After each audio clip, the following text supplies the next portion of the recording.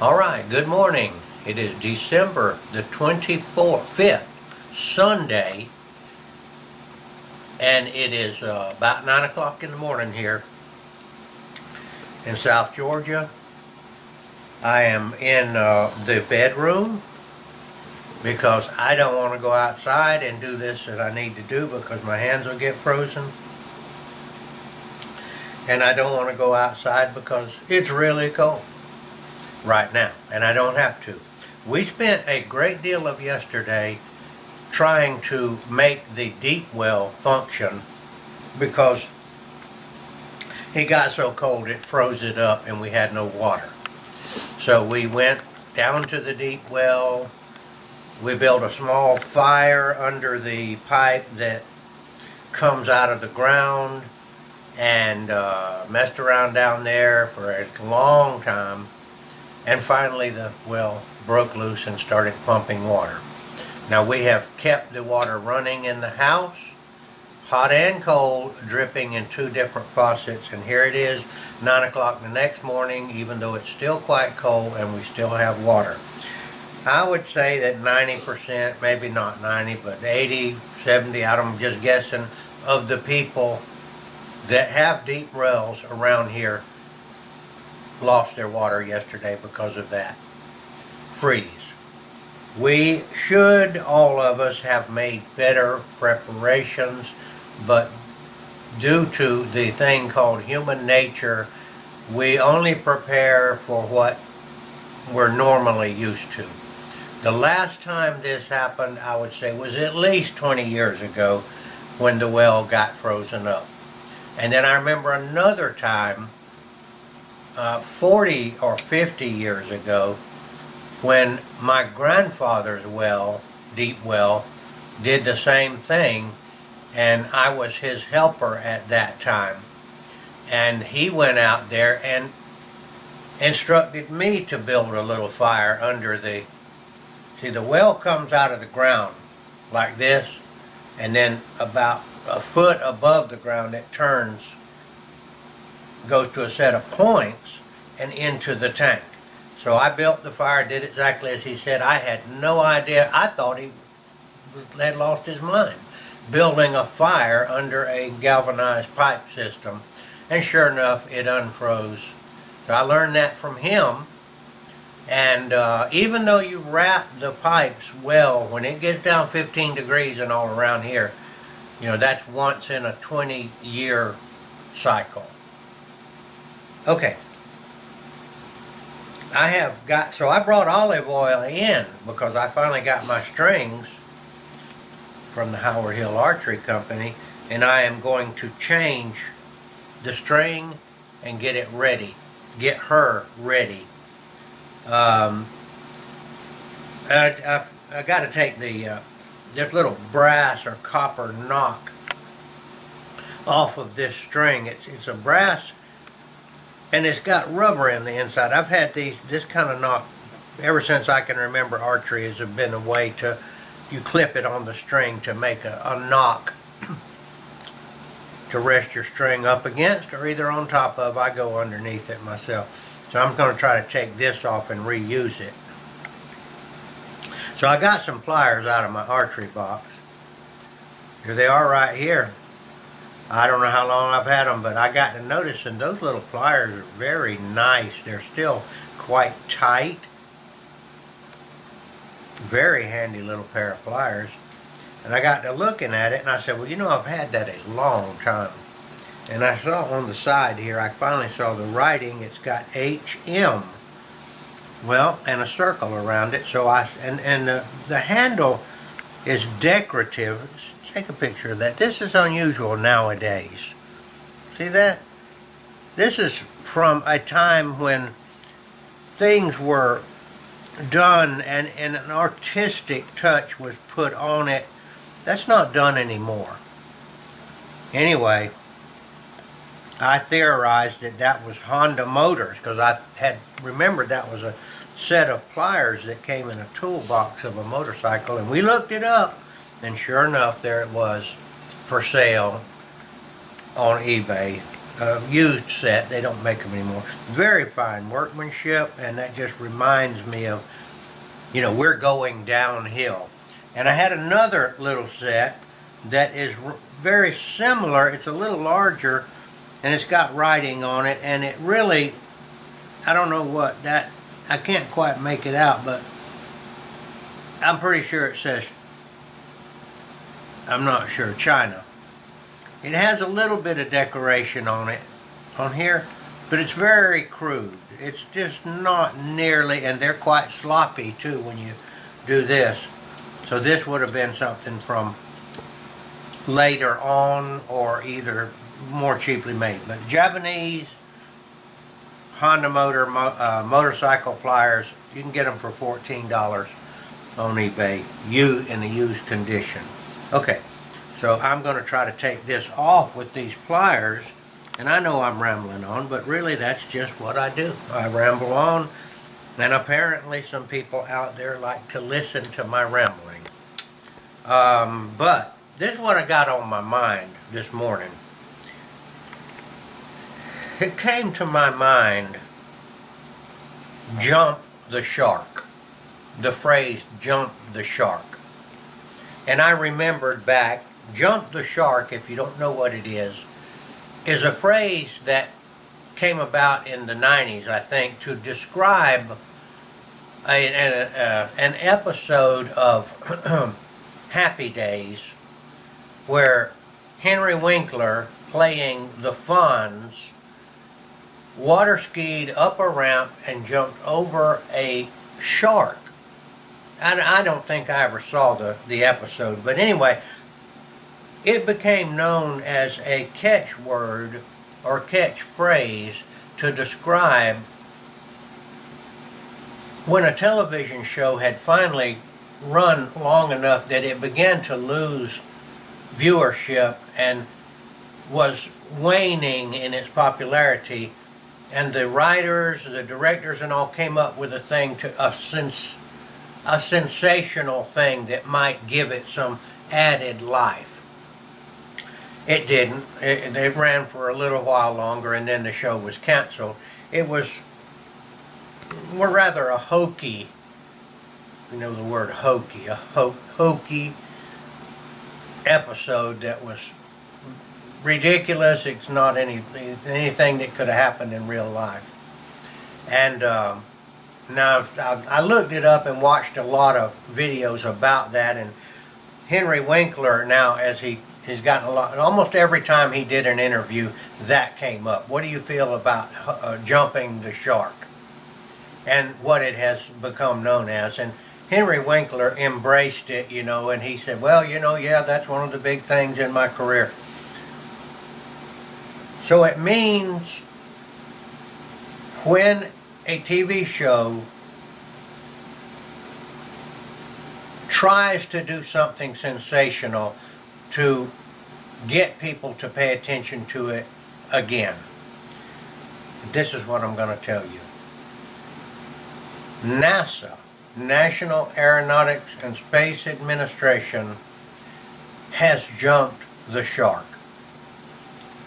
And by that, what I mean is that right from the very beginning, everybody was watching the satellites, and then the going to the moon, the Friendship 7, I think they called it, where they went around the Earth in a satellite and all that. And then they did the moon landing in the late 60s or the early 70s. I think it was 69. And the world watched as they showed people walking on the moon. Well, pretty much have to have had your head in the sand to not have heard that there are a lot of people nowadays that suggest that that moon landing was a fake. And also it's clearly understood that after they went 2 or 3 times and then they never went back, and it's been almost 50 years, maybe more than 50 years now. And they never went back again, and that raises questions. If they could go to the moon, why didn't they go back? If you haven't, surely you've heard of this. If you haven't, you need to get in and research it. But I say that right now they are doing things or announcing things that NASA is doing because they have jumped the shark, or they're trying to jump the shark to get people to come back and pay attention to them again. They're not going back to the moon, although they'll talk about it a good bit. They'll run their mouth about it, but it never happens. And then Elon Musk, again, they're talking about he's going to go to Mars. Well, Elon Musk will run his mouth about that again a lot, but nobody's going to Mars. I've been hearing it for years. Oh, we're in 2020, we're going with 2022, we're going to Mars and this and that. I say that there's a better than even chance that all of that stuff is fake. I do not believe that we ever went to the moon.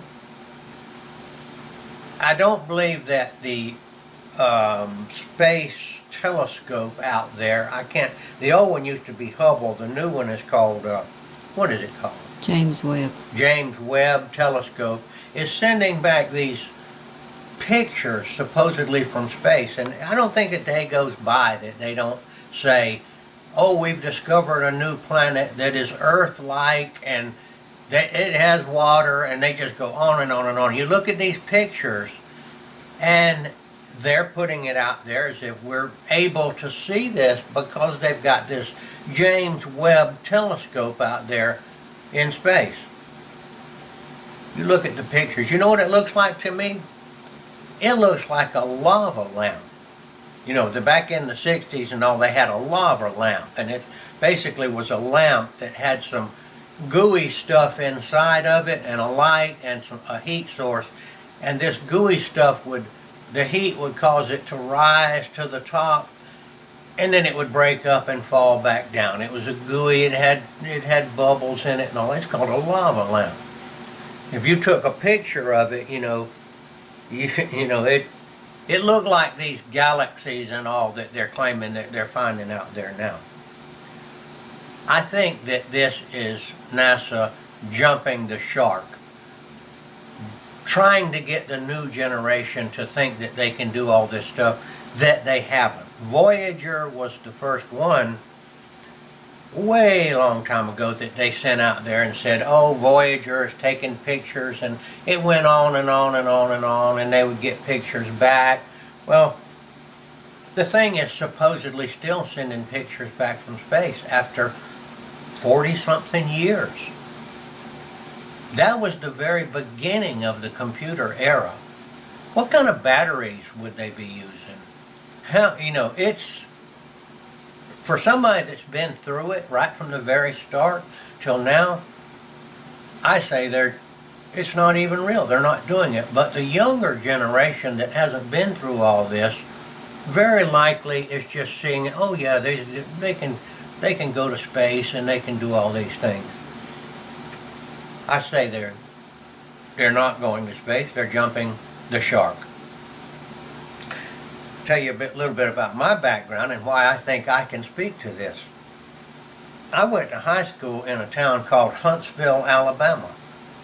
That's where the Redstone Arsenal was, and I think the George C. Marshall Space Center, where they supposedly developed the Saturn rocket that propelled the astronauts to the moon.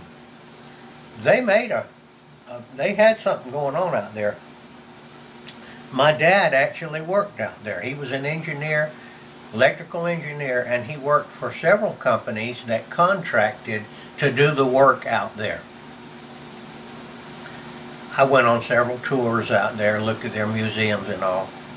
And the Space Center was across the woods from my house. I'll say it was 10 miles. I don't know. You couldn't see it, but when they tested that Saturn booster rocket, they would turn it upside down on a concrete pad and fire it off up into the air. Well, I could actually see it the flames from it and the smoke, and it would rattle the windows in our house. That's how I know they had a real rocket firing over there. And whenever the moon landing supposedly took place, I believed it wholeheartedly. My dad was working there, and there I was in Space City living. Oh, probably all of my friends, their dads worked out there and all that. But later on, I'd say less than 10 years ago, I started hearing and seeing rumblings on the YouTube that the whole thing was fake. I had heard little bits and pieces through the years, but not enough to really get me to pay attention to it. So I finally started watching these things and, scratching my head. I asked my dad about it too. Hey, what do you think? You think that, I'm hearing that we didn't really go to the moon. And then there was a movie, you can still find it, and I think it was A Funny Thing Happened on the Way to the Moon. And I watched it. And Debbie watched it. And then we researched, we kept watching, I would say 6 months, maybe even a year. And I finally asked her, after, I didn't make a judgment, I said, Debbie, what do you think? Do you think we went to the moon? And she said, no. And it makes me mad that they fooled us like that. So I didn't make a decision myself until some days later, and then I said to myself, I finally asked myself, what do you think? And I said, hey, I don't think we went to the moon. Now, my dad, I told him about that movie. He was 93 when he died about 3 years ago. About 3 years ago. And I got him to watch that movie. A Funny Thing Happened on the Way to the Moon. Now, he was up in age, I'd say approaching 90 then. Beginning to have a tiny bit of dementia and beginning to have a little bit of problems remembering things, like me. I'm 71 and I'm already beginning to have a longer time between when I try to say something and can come up with the word. Like a while ago, I couldn't remember James Webb Space Telescope. I remember the Hubble part. And my dad watched it and I asked him, I said, Dad, what do you think about that?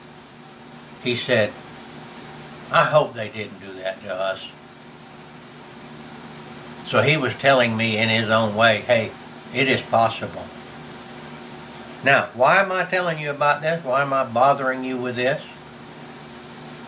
I think that piece of information right there. Oh, what is my opinion now? Let me tell you straight up. I don't know if we went to the moon or not. But I don't think we did.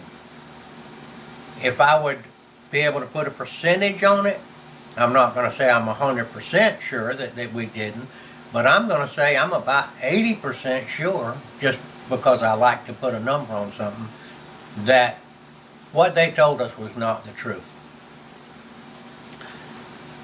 When you talk to somebody out there and they are one of the people like us that says, we're suspicious, well, you're looking at a person that's probably got their eyes open pretty good. If you ask a person, do you think we went to the moon? And they say, oh yeah, we went to the moon. You're looking at a person that's not very awake. They're sleeping at the wheel. They're driving down the road asleep. I would suggest that you check this out, because I think this is one of the foundational lies that you need to get informed about. And it will then, if you understand what happened there, then your eyes will begin to open to other lies that we've been told. Other lies. And we've been told a lot of lies. There's an evil spirit in the world that has a great deal of influence. And this evil spirit, it's called by a lot of names, but one of them is Satan. And Satan's spirit opposes God. Whatever God said in the Bible, Satan's spirit will say exactly the opposite. It's just like light, dark. They're opposites. The dark entity claims that we went to the moon, and although I think it was fake, when you're awake and you see the light, you at the very least are going to put a question mark right there. You know, I wasn't there. There's a lot of things, and the information about that is out there on the internet. There are huge questions to this very day about that. So I say NASA is jumping the shark right now with more lies about what they're doing out in space with this James Webb telescope, with the space station that's supposed to be flying around the Earth, with rockets that are going up all the time that Elon Musk is supposedly sending up. I'd like you to get that one under your belt. I got a cramp in my foot. The moon landing hoax. I'll tell you one thing that's very, to me, almost did it for me when I finally saw it. Now they took pictures of, they went up there one time and took a moon rover. Well, it was a vehicle that they supposedly built especially to drive around on the moon. Well, they were actually jumping the shark with that one too. I didn't think of that until just now.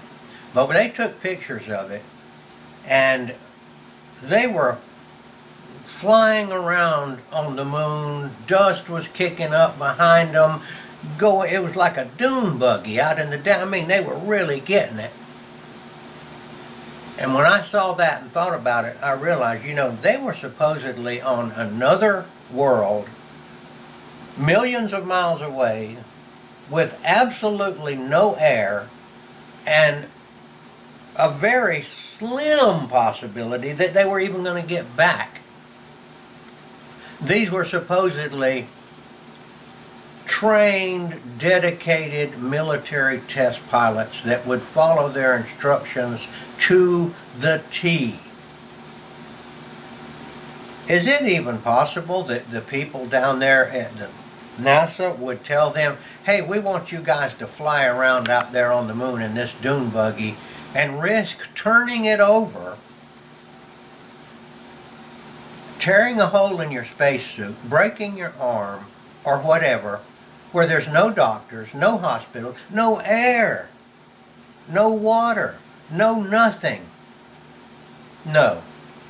If nobody would have told them to do that, and if I was up there in that dune buggy on the moon with no air,